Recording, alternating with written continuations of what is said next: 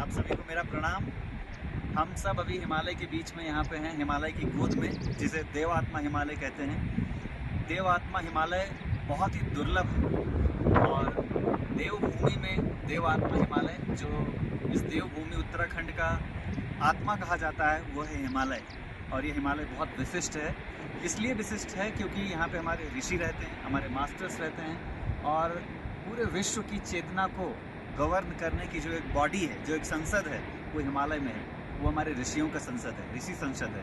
और वहाँ के माध्यम से भिन्न भिन्न प्रकार की प्राण चेतना, अलग अलग प्रकार के इन्वेंशंस, रिसर्च और ऐसी चीज़ें जो मनुष्यता को निहाल करने वाली हैं, वो बनाई जाती हैं। आज की इस वीडियो में हम जानेंगे हिमालय से 5 ऐसी कौन सी चीज़ें हम सीखें जो अपने लाइफ में अडॉप्ट कर सकते हैं, डे टू डे लाइफ में अडॉप्ट कर सकते हैं। पहला चीज़, हिमालय का हमेशा हम पीक देखते हैं और पीक बर्फ़ से ढका हुआ है।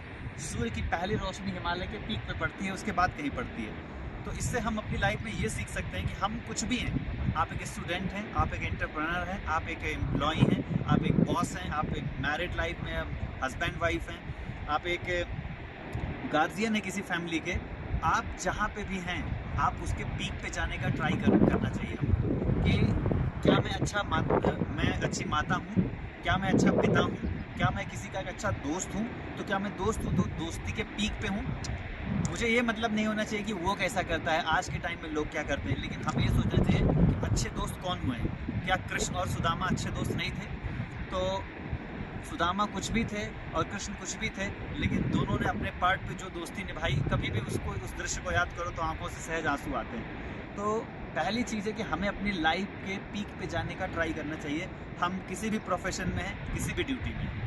दूसरा, हिमालय में ट्रैक होते हैं। आप देखेंगे कि बहुत डिफरेंट टाइप के ट्रैक होते हैं। ये ट्रैक हमारे लाइफ के ट्रैक जैसा हमको लगता है। मैं इसलिए कह रहा हूँ कि हमारी लाइफ के ट्रैक जैसा, क्योंकि हमारा जीवन सीमित है। माँ की गर्भ से लेके मृत्यु तक का जो जीवन का एक ट्रैक है, वो निर्धारित है। लेकिन उस ट्रैक पे जब कई बार हम चलते हैं, कभी कभी हम जब बहुत छोटे से बच्चे होते हैं, जब हम फर्स्ट केजी या सेकंड में, थर्ड में होते हैं, तो क्या सोचते हैं, अरे ये पेपर ना होता तो मेरी ज़िंदगी का सबसे अच्छा मोमेंट होता। लेकिन वो पेपर करने के बाद ही हमें पता चलता है कि हमारी लाइफ में हम अपग्रेड हुए। फिर हम बड़े होते तो होता, अरे बिजनेस ना करना पड़ता, अरे जॉब में इतना प्रेशर ना होता, अरे किसी से हमें जहाँ इमोशंस बहुत सप्रेस करना पड़ता है, दबाव में जीना पड़ता है, ये ना होता तो ये करते। तो मुझे लगता है कि ये हिमालयन ट्रैक्स में जब हम चलते हैं, जब अप एंड डाउन ये आता है, तो ये हमारे जीवन के फ्लो जैसा है। जैसे पानी भी बहती तो इस तरीके से अप एंड डाउन करके बहती। तो अगर हम इस चीज़ को ध्यान से देखें तो हमें लगता है कि आपके लाइफ का ये पार्ट है। आप जस्ट पॉज, वहाँ रुको और सीखो कि प्रकृति आपको क्या सिखाना चाहती थी। इवन चाहे आप बीमार हो गए थे, इवन चाहे आपको कोई चीज़ डिफिकल्ट है, चाहे फाइनेंशियल क्रस था, चाहे वो कोई इमोशनल क्राइसिस आपको फील हो रहा था, आप वहाँ पे रुक के सीखें। तीसरा चीज़, गो विथ नेचर। प्रकृति के साथ जुड़ने का प्रयास हमें करना चाहिए। प्रकृति के साथ क्यों जुड़ें? आप देखिए, चिड़ियों को देखिए, यहाँ पर रहने वाले वन्य जीव जंतुओं को सबको देखिए, सब स्वस्थ हैं। सिर्फ वही बीमार है जो प्रकृति से कटकर एक अलग प्रकृति क्रिएट कर रहा है, मतलब अप्राकृतिक प्रकृति क्रिएट कर रहा है, अननेचुरल प्रकृति क्रिएट कर रहा है। वो एसी हो, चाहे हम अपने घरों में अपने आप को सुबह सोने जागने का जो क्रम है, अगर इन चीज़ों को हम प्रकृति से जोड़ लें और कनेक्ट कर लें, तो मुझे लगता है कि हम बहुत अच्छे तरीके से हो जाएंगे। चौथा चीज़ है, नेवर शो ईगो।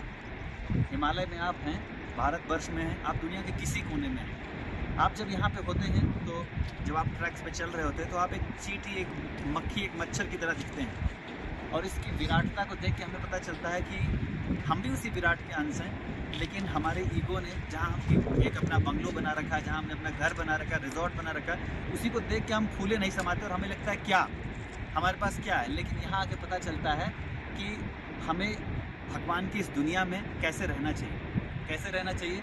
ठीक वैसे रहना चाहिए जैसे कि एक पथिक रहता है, जैसे कि एक किसी रास्ते पे चलने वाला एक राहगीर रहता है। ठीक वैसे ही जितना दिन का मौका हमें भगवान ने दिया है, उतना हम रहें। तो नेवर शो ईगो। अपने अहंकार को हमें समझना चाहिए कि उसकी सीमा कितनी है और उस परमात्मा की सीमा कितनी ज़बरदस्त है। पांचवी चीज़ दोस्तों, इस प्रकृति में जब आप आओगे तो देखोगे कि ये नेचर आपकी माँ है। यही आपका केयर करती है, यही आपको प्रोटेक्ट करती है। इसे मदर नेचर क्यों बार बार कहा गया? इसलिए कहा गया है कि ये प्रकृति आपके लिए हर औषधि, हर जल, हर भोजन, हर प्रकार की सिक्योरिटी, हर प्रकार से आपके रक्षण करने का कार्य करती है। तो दोस्तों, हिमालय बहुत अद्भुत है, इससे बहुत कुछ चीज़ें सीखी जा सकती हैं। हमारे ऋषियों ने तो पूरा जीवन 100-100 साल इसी पे रिसर्च करने में बिता दिया है और उन्होंने बहुत चीज़ें निकाली। लेकिन बेसिक लाइफ में अगर इन 5 प्रिंसिपल्स को, हिमालय की छोटी छोटी अगर इन प्रिंसिपल्स को देखें तो हमारी लाइफ में बहुत यूज़फुल हो सकती है। Thank you.